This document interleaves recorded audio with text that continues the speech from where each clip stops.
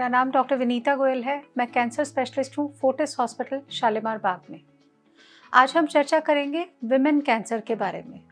अगर हम women cancer के बारे में बात करें तो दो कैंसर्स हैं जो विमेन में कॉमनेस्ट हैं वर्ल्ड ओवर, दुनिया भर में। एक है सर्विक्स का कैंसर जो बच्चेदानी के नीचे के हिस्सा होता है, और दूसरा है ब्रेस्ट कैंसर। ब्रेस्ट कैंसर को हिंदी में स्तन का कैंसर भी कहा जाता है। जहाँ ब्रेस्ट कैंसर का इंसिडेंस बढ़ता जा रहा है, सर्वाइकल कैंसर का इंसिडेंस कम होता जा रहा है। एक चिंताजनक विषय ये है कि सर्वाइकल कैंसर, सर्विक्स के कैंसर के प्रिवेंशन के लिए आज के दिन वैक्सीन अवेलेबल है जो हम अपनी बेटियों को दे के उनको सर्वाइकल कैंसर से प्रोटेक्ट कर सकते हैं। ब्रेस्ट कैंसर के लिए आज के दिन कोई वैक्सीन अभी अवेलेबल नहीं है। तो ब्रेस्ट कैंसर से बचने का एकमात्र रास्ता है हमारे पास अर्ली डिटेक्शन। अगर हम बीमारी को अर्ली स्टेज में पकड़ लेते हैं तो कम ट्रीटमेंट से जल्दी ठीक हुआ जा सकता है। अर्ली डिटेक्शन के बहुत सारे ऑप्शंस हैं। उसमें से एक ऑप्शन जो घर बैठ के हम सभी लोग कर सकते हैं वो है सेल्फ एग्जामिनेशन, अपने आप को खुद एग्जामिन करना। सो आज मैं आप सबको ब्रेस्ट सेल्फ एग्जामिनेशन एक मॉडल के थ्रू समझाने जा रही हूँ। सबसे पहले समझेंगे कि ब्रेस्ट की एनाटमी कैसी होती है। हमारी दोनों ब्रेस्ट सिमेट्रिकल होती हैं, एक जैसी दिखती हैं।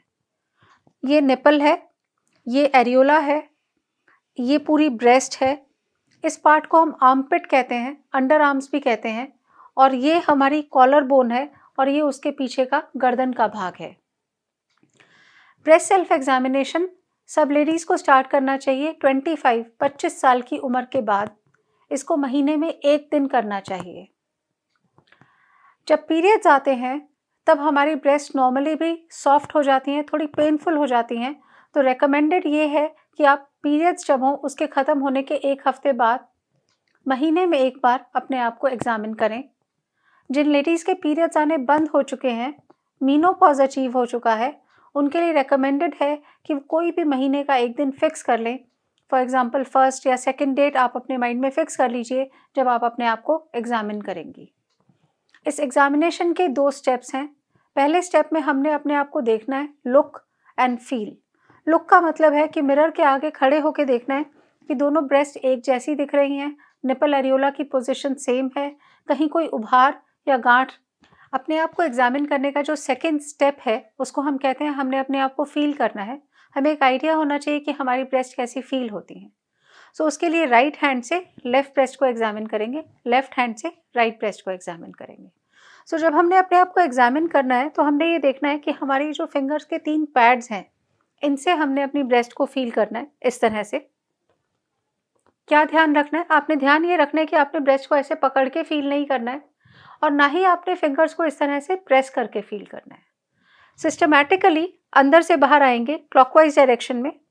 पूरी ब्रेस्ट को हमने फील करना है। जहाँ ब्रेस्ट का वॉल्यूम ज़्यादा है वहाँ थोड़ा ज़्यादा दबाना पड़ेगा, जहाँ ब्रेस्ट टिश्यू ही कम है वहाँ कम प्रेस करना पड़ेगा। इस तरह से हमने पूरी ब्रेस्ट को फील करना है कॉलर बोन तक। फिर हमने अपने आर्मपिट को फील करना है, अंडर आर्म्स में कहीं कुछ गांठ तो नहीं है। इसी तरह से हमने कॉलर बोन के ऊपर अपनी गर्दन को भी यहाँ पे फील करके देखना है कि यहाँ तो कुछ नहीं है। सिमिलरली हमने लेफ्ट हैंड से फिर राइट ब्रेस्ट को एग्जामिन करना है। अब कौन सी ऐसी किस पोजीशन में अपने आप को एग्जामिन करेंगे? आपके पास 2 ऑप्शंस हैं। आप अपने रूम में लेट के अपने आप को एग्जामिन कर सकती हैं, या सम women prefer to examine themselves while they are taking a shower. So I think that's a personal choice which everyone can make. What is important is don't miss any step. Look and feel both are important. कभी भी इसको हमने जल्दबाजी में नहीं करना है। Breast को हमने सही तरह से फील करना है। मोस्ट इम्पॉर्टेंट, अगर कुछ एबनॉर्मल फील हो तो पैनिक नहीं करना है।